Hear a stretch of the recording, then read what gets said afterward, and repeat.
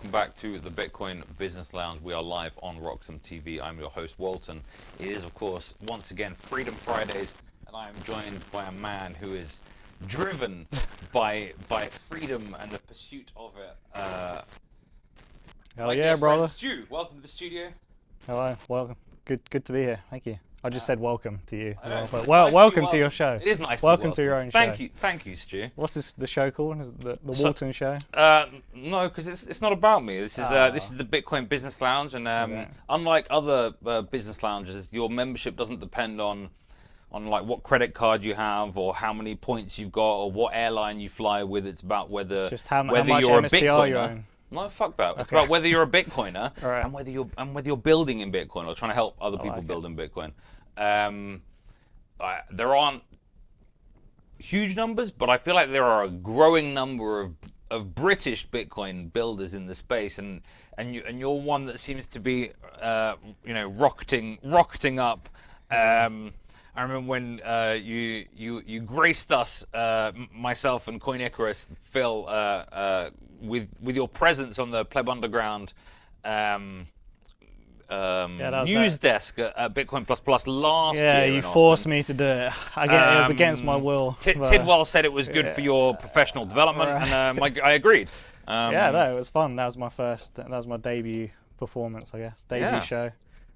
So yeah, that's where it all started. I know, so, look where we are now, Stu, huh? Yeah, you got these lights, you got all this stuff, studio. It's great. Yeah. We've got water. Not just water, Pellegrino. I mean, you got to look after the guests, right? It's important. This is how to live. So you're in the UK right now, but the plan is for you not to be here. Why is that, Stu? Is this about freedom, or are there other motives behind it's just because I got a new job. You got a new job. That's the main kind of thing driving it. But I mean, moving to America, that's the dream. Like, that's where you're moving, is it? Well, yeah. I would never have guessed. It's 4th of July, and the British man wearing an American shirt, right? And visa application in progress. Yeah, interview soon, so that's all going. But yeah, I mean, America, it seems to be, if I want to get a job in Bitcoin, working on Bitcoin, there's not that many opportunities in the UK, I don't think. Why do you think that is? I just think most of the companies building are just in other parts of the world. Well, mostly in America, right? One thing I see is it's about funding ultimately for things like startups, and there is more of a developed funding system for tech startups in the US in general. I think the UK has been neglecting supporting this industry, although you have seen some fintech companies like Revolut or whatever come out of the UK, but there haven't been many Bitcoin companies. Although your last employer, British now or not? ZBD, no, they're technically an American company as well. Most of the C-level are British, though, right? So it's like it's some like of a them hybrid. And that's all just working like remote work. So I guess you can get, if you're in the UK, you can get a lot of work remotely for Bitcoin companies. There are also, I think, new opportunities, right? We had Ben Cousins come on the show last week. We talked about Antidote, the new Bitcoin accelerator incubator that he's opening in just a couple of months. Next month in Farringdon. Everything's starting. As soon as I'm leaving, everything is kicking off now. Seems like you shorted British Bitcoin, Stu, and that's on you. But tell us more about this new opportunity. You're going to be working with the CTV king himself. Our Lord and Savior, Jeremy Rubin. It's Jeremy season. Wait, so it's you're not a part of the Church of Luke? Oh no, Not right now. I guess not right now. I'm an enemy of Luke right now. Okay. Yeah. So you're not running knots then, by any chance? I'm not running knots. No. I'm on the other side, I guess, of the battle right now. The war, the filter war. The filter war. Yeah. I respect everyone's freedom to run whichever node they choose to run, as long as they're running a Bitcoin node. Yeah, but I run Core myself. Okay. Because I don't think filters work. But that's another All right, we could get into that. Yeah. But everyone's this talking is about Freedom that. Friday. This Okay, is Teach Freedom Me Tech Friday. Tuesday. We'll have you back another time to get into the nitty gritty. Yeah, so I'm going to Miami to join Char. Yeah, because the idea is it's What is Char? This is it's like a Pokemon. yeah, that's it. Yeah. No, it's a stealth mode project, I guess. Stealth mode project. No, not really. It's so your signed secrecy. You can't talk about right. anything. Yeah. No, we're building a proof of stake Bitcoin network for to secure. Well, I say Proof of stake is this is like triggering kind of a word. triggering term. Word. Yeah, it's not that kind of. It's Stu? using. All right. It's maybe you could say it's using. It's like using a bond. You lock up some Bitcoin in a bond, and then if you misbehave on the network, you get slashed. So you're staking some Bitcoin, and then if you what's this got on DLCs? You can use it for DLCs. Yeah, you could use this because it's kind of like a decentralized Oracle, because you have everyone attest into some information, and then someone gets picked as like the leader, and then they're the ones that like everyone votes on and trusts, and then you could use that as like a DLC, kind of like a decentralized Oracle for DLCs. So you're saying it's like a crowdsourced Oracle almost.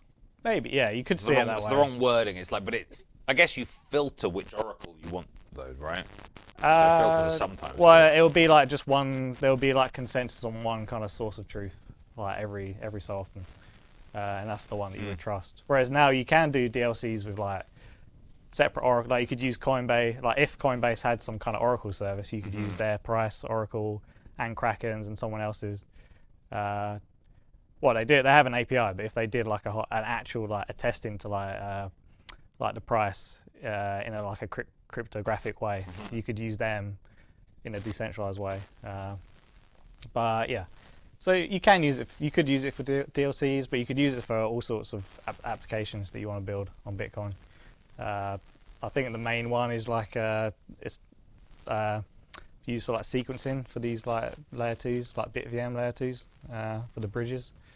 That might be like the killer use case. I feel like you make like I'm trying to keep up, but like you just went a little bit. We could we'll leave it there. Sequencing for layer 2 abstractions back to layer 1. Pretty much, yeah. Okay. But we won't go too much. How does that work with? Is that something relevant for Lightning or not? No. It's only for roll-up type things. Yeah. Okay. But yeah, you could use it for all sorts. But why?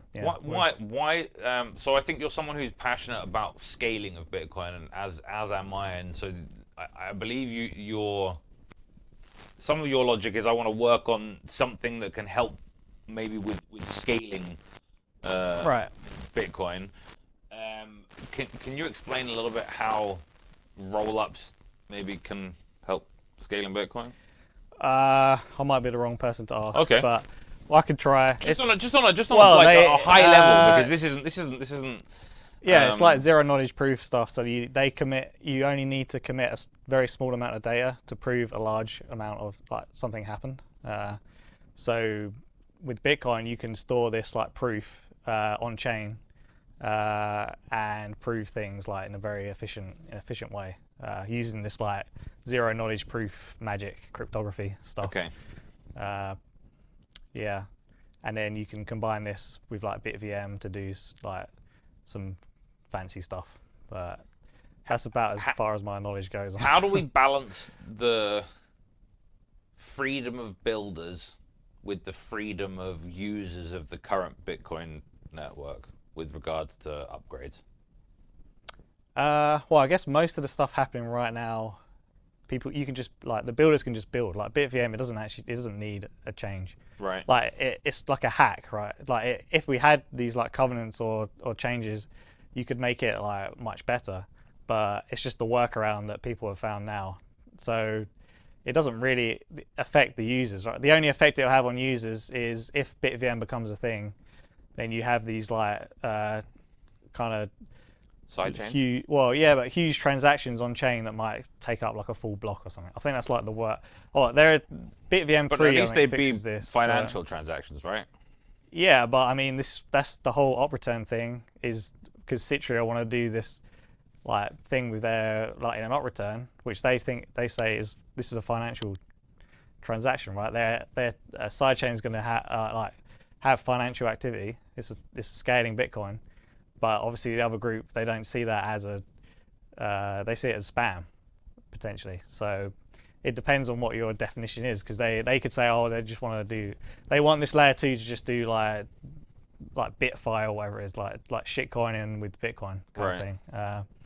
But other people want to do that, and also they want to use it for like payments and scale like that way. So yeah. You attended Bitcoin Plus Plus again this year in Austin. Yeah, that was a spicy one. We're at this panel where I asked my my panel, is spam subjective? Yeah. What's your opinion?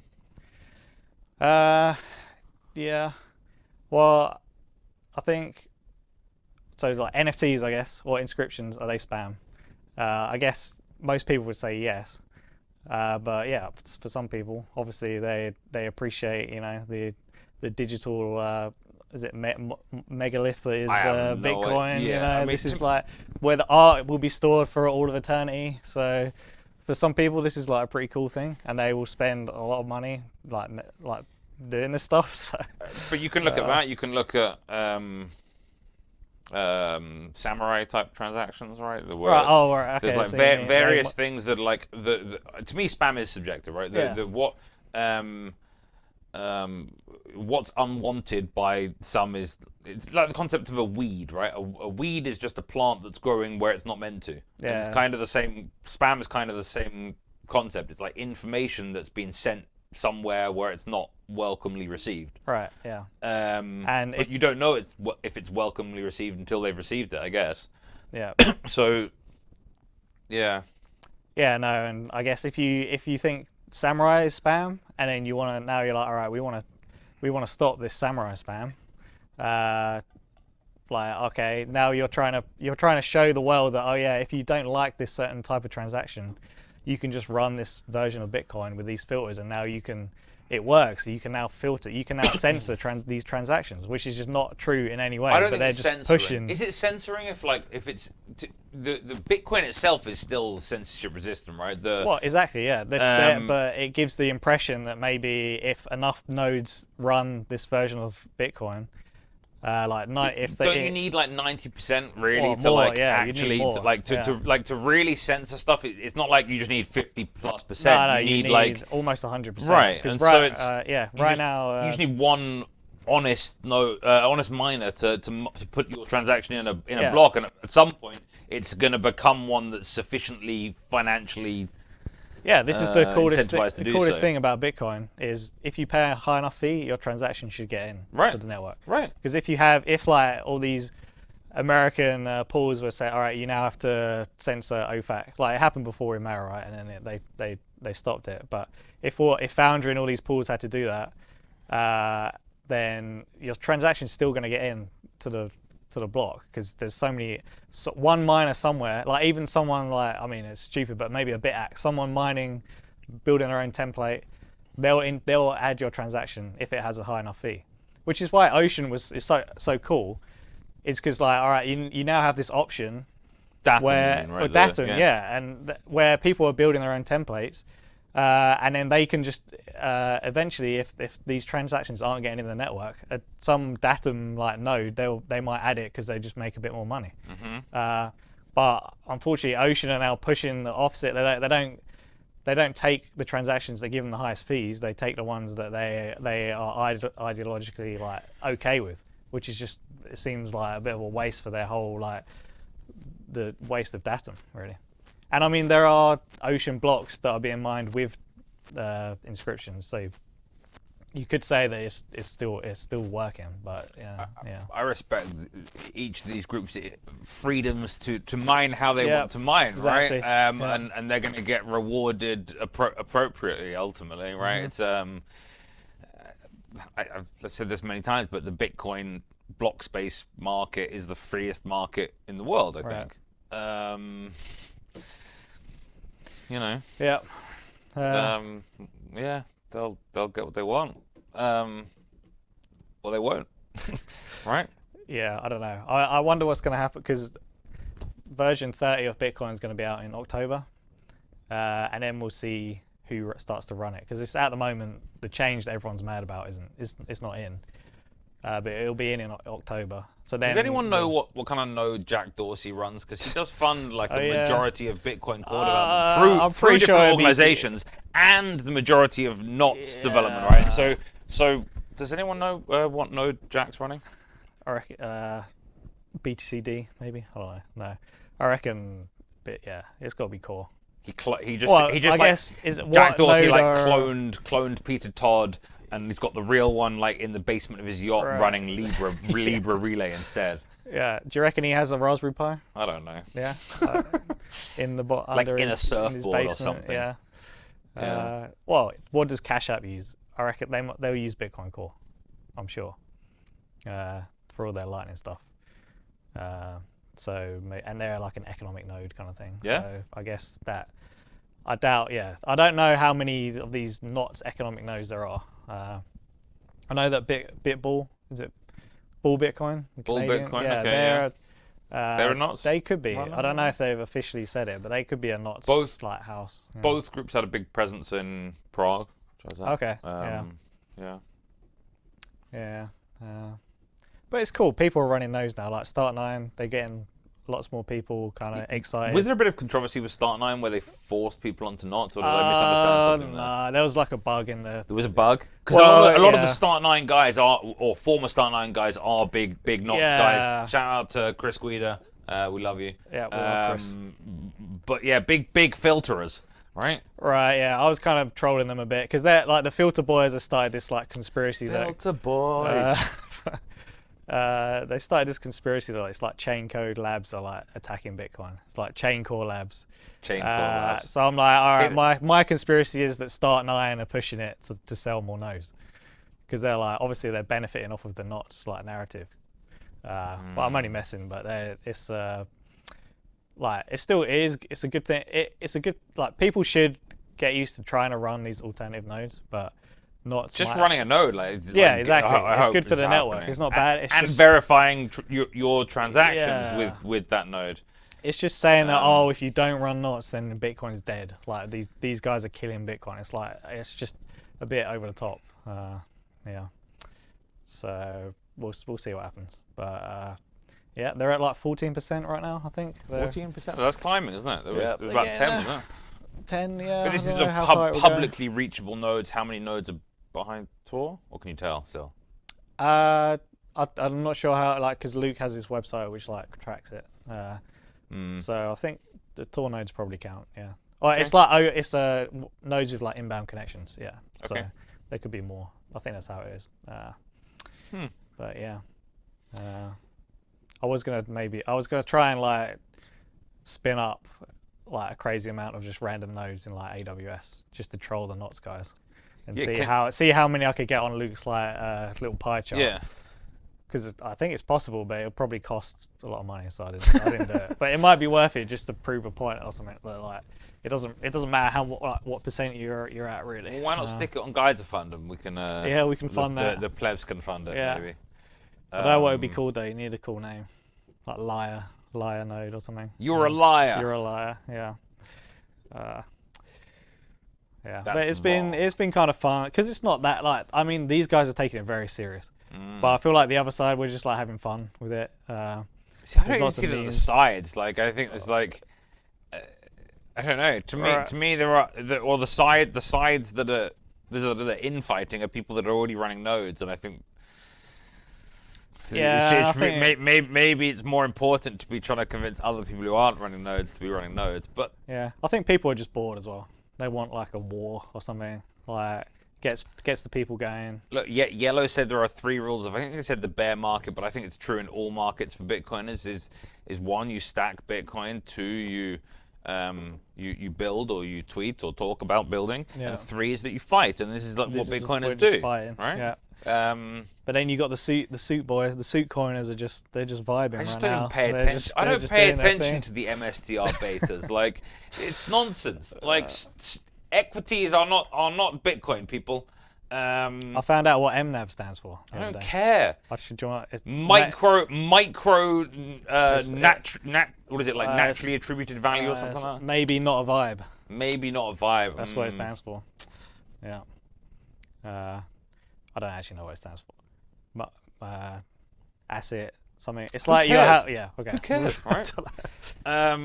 Ultimately, all. I don't know. You guys are settling stuff in fiat and trying to do it in like tax wrappers. Like it's a whole bunch of fiat nonsense. Yeah. It's not Bitcoin. If you want to do it, go ahead. But it's not Bitcoin. Right. I agree. Yeah. But it's just they're buying a lot of Bitcoin. The treasury companies. Yeah. But yeah, I guess you do wonder. It's like I don't know. Maybe I have like the mid take the mid. It's just that, like, what happens in a bear market? Like, what happens when there's a big crash is like. I just see it as like paper Bitcoin. Like, unless it's settled in Bitcoin and it's paper Bitcoin. I guess. And the reason gold failed was because it was held by a bunch of centralized custodians, and they printed a bunch. Right, yeah, that's like the goal. We're going to end up being the goal. Right, that's how I see it. It's like you got to take your coins off exchanges, and ultimately institutions are somewhat have their coins with exchanges, even though they maybe some of them don't think they do, right? Or how much do they how much fractional reserve binanking is going on? Yeah, and it gives you this is like the gold bugs. They love to shout at the paper gold, like as to why the value is not going up. So, I guess we could now. But that happened. We already did that, right? With SBF and they already showed that the paper Bitcoin thing keeps the price down. Now you've got many companies doing it in maybe a legal way. But they're buying so much Bitcoin. I don't understand how the price hasn't gone up more. I don't know. Because is it being double bought? Is it being double sold by the exchanges? The exchanges just I don't know. Who knows? All the cypherpunks are dumping on the institutions. Maybe I mean today, live a little. Someone moved 10,000 Bitcoin today from 2011. So they're free to spend their money, right? On MicroStrategy. I don't know. Gross. Well, I don't know what they did with it, but I hope they spent it on something really silly. I had a lot of fun. Yeah, there's like 2 billion though, so that's quite a lot. Yeah, that's quite a lot. Yeah, we'll see what happens. So I hear the local bird population heard that your new favorite bird is the American eagle and protested against it. Yeah, I got pooped on when I was walking there. You might actually still be able to see it. Were they objecting to covenants? Is that what this is? Well, I thought it's lucky to get pooped on. I mean, seagulls come from the ocean, right? Okay, so and in the ocean. Yeah. Did Luke send the seagulls after you? Yeah, a message from the filter boys. They poop. Well, I have my my TX Pigeon thing, which is my TX Pigeon. Wait, what's TX Pigeon? Yeah, it's my little CLI tool that you can just send any transaction to. CLI is command line interface. Sorry, not all the viewers here are. Right, we explained what MNAV is. Now we're explaining what. I don't know if we did explain what MNAV is, but CLI is command line interface. Maybe not a vibe. It's typing into the terminal to tell your computer in fine detail what to do, rather than necessarily using a program on top. Yeah, but it's like a pigeon it sends a message. Carrier pigeon? Yeah, to all the Bitcoin nodes. Okay. But I made it to be the Libra relay nodes. So you can send these non-standard transactions to all the Libra relay nodes. Wait, you have to pay to send these messages then, yeah? No, it's free.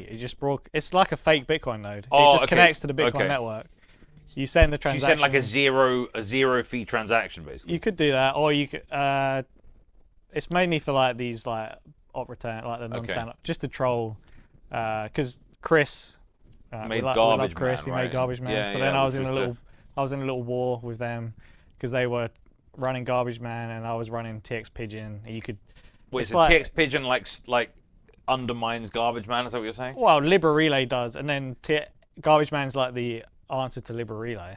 But then this which just was makes to it pretend easy. pretend that pretend that NOT's nodes were Libra relay nodes, and Libra relay nodes relay all transactions. Is that right? Well, they still have some rules, but okay, but they more relay relaxed. a wider set of transactions than the NOT's ones, and so NOT's ones, by pretending to be Libra relay nodes, were then saying this subset of transactions is the total set of transactions, or trying to trick Libra relay nodes into believing that. Right. So they would just basically the Libra relay nodes have 4 slots, like a normal one, and the idea of garbage man is to take up those 4 slots. So then the Libra relay node is just sending the non-standard transaction to garbage man, and then garbage man just drops the transaction, and you don't know that's happened. So then it stops it from propagating around the network. That makes sense. But obviously it doesn't work, and you can use my. Wait, why doesn't it work?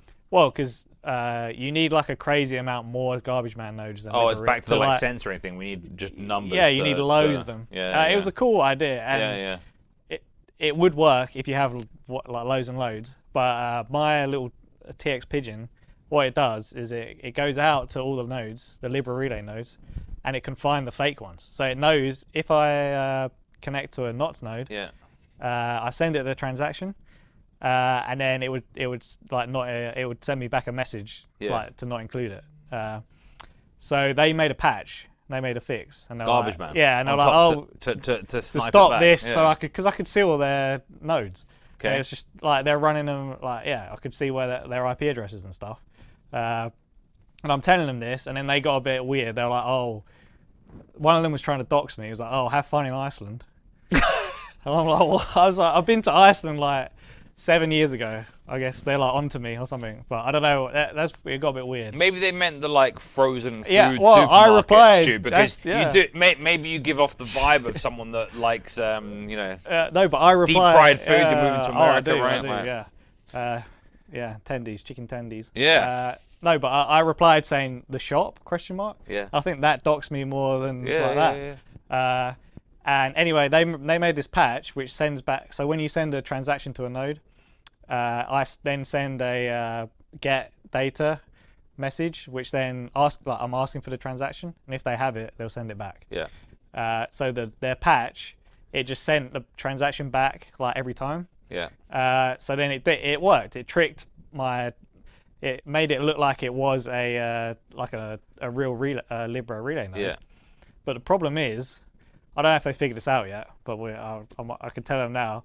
But you can, if I send them a transaction and it gets put in, like the other Libra relay nodes would include it in a block. Then if I'll wait for that to get in a block and then another block to be mined. So one confirmation. If I then send the same transaction out to all the nodes, all the Libra relay nodes reject it. They say not found. But all the garbage man nodes, they reply with the transaction. So now it's even easier, like, because before there was false positives, but now you can just do that, and you can see every single garbage man node, and then you can just add them to a list to just block. And that you do that based on IP addresses? Yeah, it just tells you their Tor address and their IP So address. you can't cycle these easily. The Tor address you can. Yeah. Okay. But it's just hassle, right? And it's just that's most people don't, even the ones who are smart enough to be. And I don't know what's going on now. I don't know if I think Garbage Man's dead now. I haven't heard much about it anymore. But all right, Chris, if you hear this, tell us about the health of Garbage Man. Yeah. But this tool I think is useful anyway. There's a few of them out there, but it just lets you broadcast transactions without having to set up a full node. Because like right now you'd have to either run a full node, or there are some other libraries that let you broadcast these transactions, or you use like an API like mempool.space, but you're trusting that they would like include the transaction. So it's kind of useful little tool. So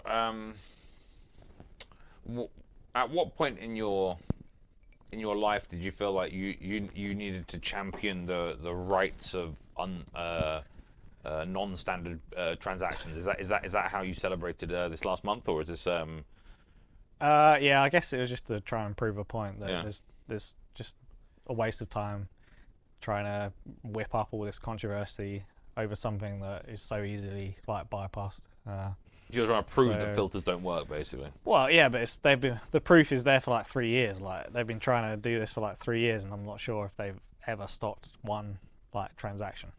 Okay, their thing is they don't want to relay it, or they don't want to store it on their node. It's ideological, right? Yeah, and I get it. I respect the ideological thing. I just don't think there isn't a pragmatic. Yeah, I mean they just need to like they all have this like 300 KB like thing in their name. They want to reduce block size. Like I don't know why they. I don't think that's a terrible idea. No, it might. Yeah, that would get more support than what they're doing now. I mean, to me, the current fees on chain suggest that Lightning really did take off. Yeah, or that just no one is doing anything. When did you last? I mean, you probably tend to do it all the time, but like I don't think many people do many on-chain transactions. I think people do use Lightning quite a bit more. Yeah, I mean, any time. Well, I'm trying to I went to Steak and Shake in the US. I bought a burger with Bitcoin. Was it good? It was a good burger. Wait, yeah, it's called Steak and Shake, and you can't get steak. What's that about? I guess you could get a steak Seems burger. like a scam. Everything's a scam, huh? Yeah, but it was cool. I mean, I was paying, and then there was like these kids next to me, and they were like looking at it like, oh, why would I use Bitcoin? That's cringe. And I was there like with my little wallet, like getting excited to pay, and I'm like, oh, maybe this is lame. So you don't think this is helping make Bitcoin sexy again? I like it. I thought it was cool, but these kids, these Zoomers, they thought it was cringe. So, oh, but they're gonna learn. It took too long. Well, no, they just saw the Bitcoin logo, and they were like, why? They like scoffed at it a bit, and I'm there like getting excited with my phone. I mean, it worked for me. It was great. Yeah. And I took a picture of the receipt. Yeah. Wait, taking a picture of the receipt, is that like NFTs? Well, yeah, you have to prove that it's proof of Steak and Shake. Proof of Steak and Shake. Yeah, you have to prove that you went. That's the only point. But it was actually very easy. You could see how this could take off because you didn't have to talk to the staff, which is like always the cringiest thing. Like, do you accept Bitcoin? It's like they're like, what are you talking about? So you just do it on the self-serve thing, and you can see it. It's so easy to implement. You just put an extra thing, Bitcoin, press it, QR code. It's just The one thing I don't like with those machines though is then they don't print out the receipt, and then you have to be like, yeah, I'm this number. And it's just like there's no proof of number, you know? Right. There should be proof of number. Yeah, but they never care. They don't check. They also don't care exactly. Which then they're like, well, then why should they even have the thing? Like it's like, yeah. Yeah, but I think it works. It was.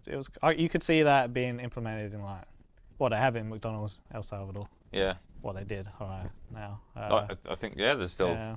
Oh yeah, you're right. Did it change? I don't know. Well, the law changed, but I'm sure I don't know. They probably still accept it. Yeah. They got all the infrastructure. Yeah. Have you been to El Salvador? Yeah. Yeah. Went to adopting Bitcoin last year. Yeah, we've had Kiki on the show a few times. Oh, cool. Yeah. No, it's nice. I went to Bitcoin Beach. Went in the sea. I don't know. It's cool. Had a pupusa. I haven't been to El Salvador yet. Yeah. It's cool. That little area obviously is cool. She's everywhere except Bitcoin. Like I paid for. Is it weird, kind of like that? There are lots of places that do because the kind of top-down Bitcoin directive. Well, when we're in the city, like went to a Bitcoin meetup at like a pizza place. Yeah. And you could pay for it there, but I don't know if it's because the Bitcoin meetup was there. Okay. But in El Zonte, obviously, like a hotel would accept it everywhere. Like even there were some people selling like pastries on the beach, and they accepted Bitcoin. Yeah. Which is cool. But yeah, I didn't get to go to Berlin. Okay. That's like I think that's the most. That's like even more successful than El Zonte, maybe. Yeah. It sounds like creating like a Bitcoin economy. Yeah. So maybe if I go back, I'll go there. But yeah, it was great. It was fun. So you've been plotting this move to the United States for a little bit. I always think that the United States is a country that is focused on freedom, and that freedom works in both ways. For people to be as smart or as what's the word? Stupid as they like, right? The freedom to do very stupid things seems very true in America, and I feel like food is one of those things, Stu. How are we going to maintain Stu's freedoms to move. Oh yeah, as he moves to America. It's bad news. The Yeah? Mexican food there is like insane. I Especially know, in right? Miami. It's just like cheese and more oil, right? And there's you don't walk anywhere. No one walks. So and the cities are kind of walkable, but not like in London where I'm walking all the time. So yeah, it's been a struggle so far. I did put on some weight. Yeah. But I just need to, I guess. Any good gyms and Well, yeah, I guess my apartment will have a gym, hopefully. Okay. So the hardest part about going to the gym is the trip there. The hardest lift is the lifting your ass off the couch. I feel like if the gym is in your apartment, then it's like it's just easy. So that'll help, I think. Nice. But so what else is Stu building? Stu's building a new life himself and Char. That's about it. That's about it. Yeah. You tell us more about your how you've arrived at this place. I don't mean in these lovely studios at RoxomTV. I mean, how did Stu end up becoming a almost American Bitcoin? I don't know. It's weird. It's been a weird journey. I guess I kind of got really into Bitcoin and wanted to work at a Bitcoin company. How many years ago we're talking about at this point? Well, I got into it in like 2017 during like the crazy bull market. I'm in 2018 era from the bear. Yeah, I guess. After. Well, yeah, that's good for you because I got wrecked on the whole hype up. Like buying ICOs and random I never bought anything but Bitcoin. I learned my lesson. So I got into it during that hype phase, and then kind of 2018 just started learning more about. I kind of started learning more about Ethereum. I didn't really learn anything about Bitcoin properly until 2020. I'd say. Yeah. I mean, like that's something like that. Or I learned a bit, but I didn't take self-custody until 2020. Right, okay. No, I was playing around with it and Ethereum and listened to like podcasts and stuff. Yeah. And then I think it was Udi. Like back then, he was like Bitcoin maxi. Dude, he invented the term "have fun staying poor," right? Yeah, but he was like shitting on Ethereum all the time, and they had this like difficulty bomb thing, which is just like so dumb, where it was like to try and incentivize them to move to proof of stake. They put something in the protocol which means they have to hard fork. After this was insane. Like, so dumb. The merge, the splurge, the purge, all this sort of stuff. Right. Yeah. And then it was just some random I think it was Christmas. They realized that they needed to hard fork to like on Christmas Day. Well, they realized that they were like, oh shit, we need to we forgot to hard fork the difficulty bomb thing. So then they ended up doing it on like New Year's Day. Amazing. They had a hard fork on New Year's Day, which is just like crazy. And that kind of gave me weird vibes. And I was like, it's the Millennium Bug all over again. Well, yeah, but it's just like, everyone has to upgrade now, and no one was like, oh wait, this seems happening? A bit like disorganized. Yeah. So I think that kind of moved me more towards Bitcoin and learning about Bitcoin, amongst other things. And then how did you find Tidwell? Oh right, yeah. Well, I was trying to find a job in Bitcoin. I just quit my sysops job. I used to work at like a university here, just doing Windows sysadmin. Yeah. Kind of boring, but it gave me a lot of time to read up about Bitcoin, listen to podcasts and stuff. So then, I was looking around. I noticed on 2019, 2020, 2020, I think, or 2021, maybe. It's all been a blur. COVID time gets very blurry, COVID right? was that's when I really got into it. I think lots of us did. Yeah. So it's 2021. That's when I quit my job at I quit my job at the peak of the 2020 bull market.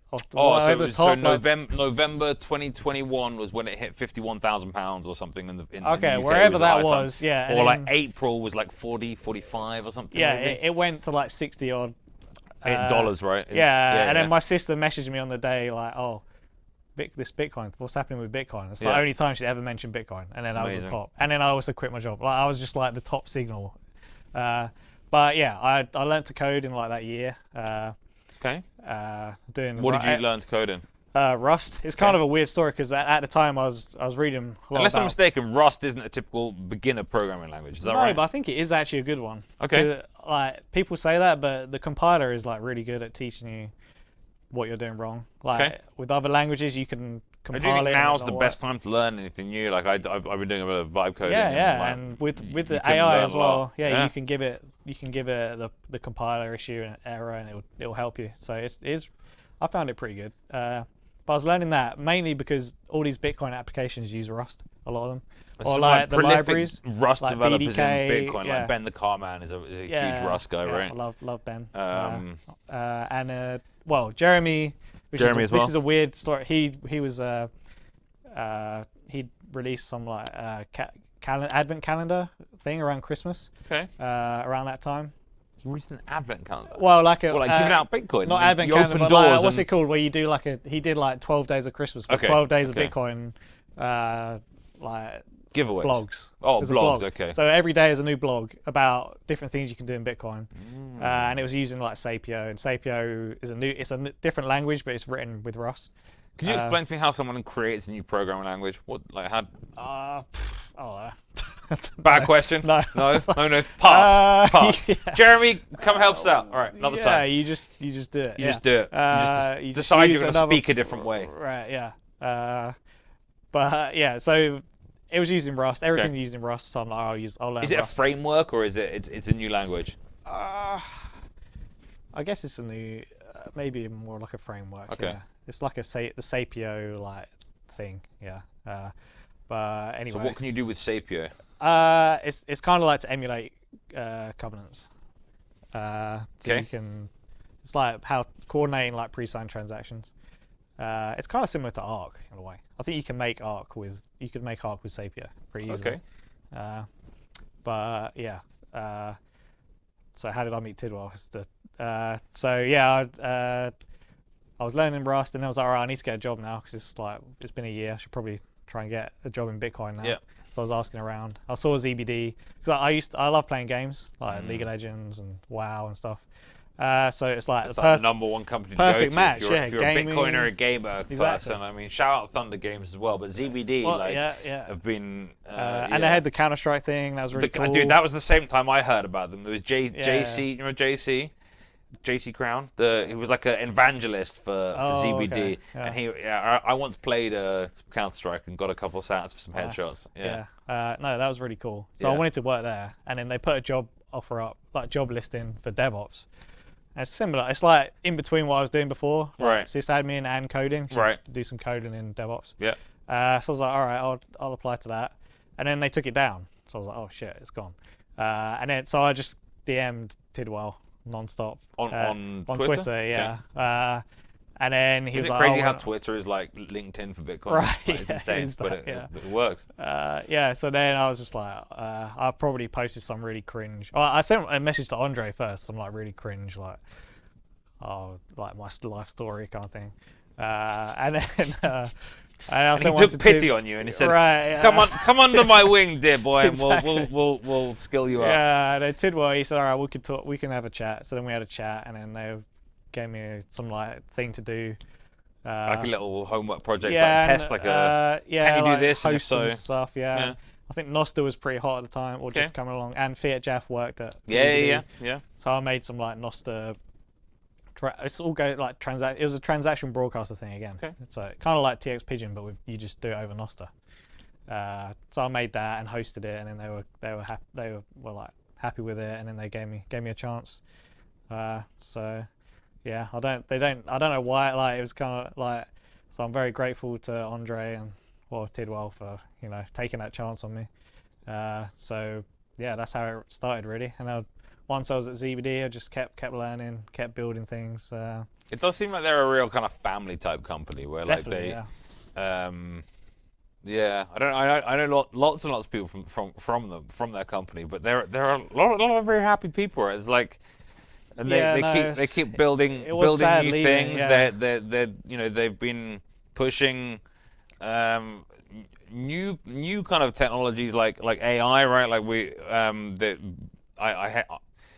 MCP I managed to MC one conference while being at another conference, right? So I MC'd this Bitcoin for AI conference live on across the internet on GatherTown, while I was at BTC Prague. Nice. And so Santos organised an incredible conference. Yeah, I was going to go. I introduced Ben and Andre, who were both speaking.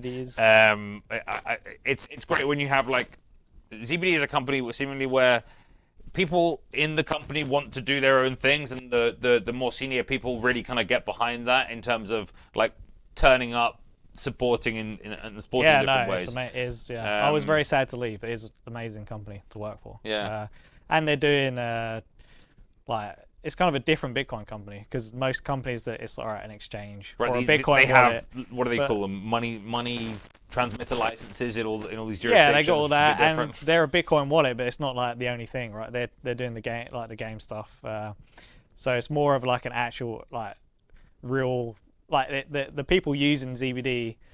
They're not always Bitcoiners. They're like people who are just playing these games, and they want to. Oh, that's interesting. You can earn some Bitcoin while you do it. Yeah. And it's a great way. Because then they have to download like a Bitcoin wallet, a Lightning wallet, and then they're playing around with Lightning. They're sending to exchanges and stuff like that. So it's a really great way to get more people like into Bitcoin. I think, which is that was my favorite thing about working there. They're kind of more. They're not focusing on Bitcoiners. So I think it's right. So how do you easy take Bitcoin to do to people who aren't yeah, using the hardest thing is getting more people into Bitcoin, and gaming in a is sustainable way, right? Yeah, and gaming is like a really good way to do that. So yeah. So while you were at ZBD, what did you build? Well, we were just building. It's infrastructure, so just keeping things running. Okay. Supporting the devs, stuff like that. Yeah. And then how did that translate into you being picked by Wizard Rubin? All right. Well, I was just I think it was Austin Bitcoin Plus. Okay. Last year. You did hackathon project? Yeah. I think we did do a hackathon project, but it wasn't. Yeah. But it was the script edition, so everyone was talking about script and covenants, and there seemed to be a lot of excitement about covenants. It's like, oh, it's going to happen. So yeah, I remember we were very excited. We thought things were going to happen really soon, and then nothing happened. So that was a great conference, and I was like, all right, I should go figure out this script stuff and kind of learn about it and see if I can understand like covenants. So I started building a few things, and then TabConf came along, and then I did like a kind of a DLC thing, chess game for my hackathon project, which was just learning more. Did SuperTestNet do something similar? Maybe a different hackathon. I remember Tic-Tac-Toe or something that was like. He did make a game. Yeah. I think that was more like a demo. Okay. Like a bit. This was a fully functional DLC. It used Lichess as the API. Okay. So you could enter a game, and then it would like the server would check for the outcome of the game, and then depending on what it was, the server released like the the attestation. So you basically made a gambling like plugin for an online chess game. Gambling or chess. Yeah. And I kind of thought I did it right, and then Taj was at TabConf.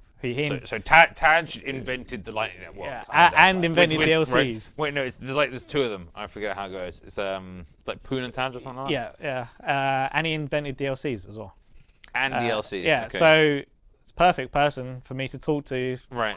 30 minutes before my hackathon presentation. And he said it's terrible. I said, this is why, I was like, yeah, I'm doing this. Is this how it works? And he was like, oh, that's not really how DLCs work. So I was like, oh, shit. You're like, well, it'll work for the presentation. We can talk more afterwards. But it worked. It was kind of a DLC, but DLC is meant to just give you one public key that you use for all the outcomes, where I had like three for win, draw, loss.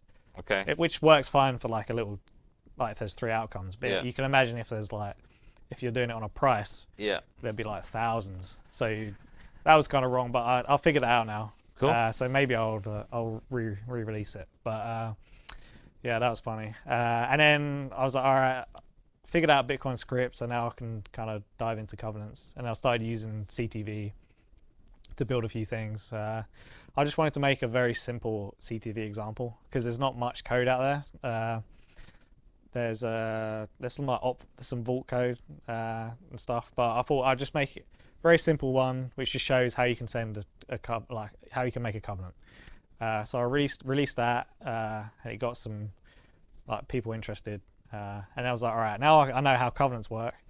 I was at Tidwell's, and we were this is when I first made my first like CTV transaction. So like end of last year. Yeah, and before I was trying to figure it out, like how, because it's a bit weird how it works with if you want more than one input in to spend, you can do it, but it just wasn't working for me. So Tidwell was like, all right, we'll just call Jeremy. And then he just called Jeremy, and Jeremy picked up and was like, hello. And then we were just asking him about CTV. And then he explained how you do it, and I was like, okay. And then we got it working. All right, so we got to finish soon, guys. But some quick advice: if you want the freedom to build what you want to build, then you need to kind of start building already, and talk to everyone on Twitter. Yes, that's somehow this is how it works. Yeah, and if you want to know more, just do things. Sorry, say that again, Stu. You can just do things. You can just do things competently. Now, if you want to know more about Stu and about all this technical wizardry, then you need to follow him on Twitter at StuTXO. That's STUTXO, STUTXO. Stu, thanks for joining me on the show. We'd love to have you back another time. Plebfire, end of July. 26th, 27th of July. Plebfire in Miami. Miami. Yeah, and activate CTV. Check Sig from Stack. Let's go. Thank you. This was Freedom Friday at the Bitcoin Business Lounge. I'm your host, Walton, checking out here on RoxomTV. Thank you.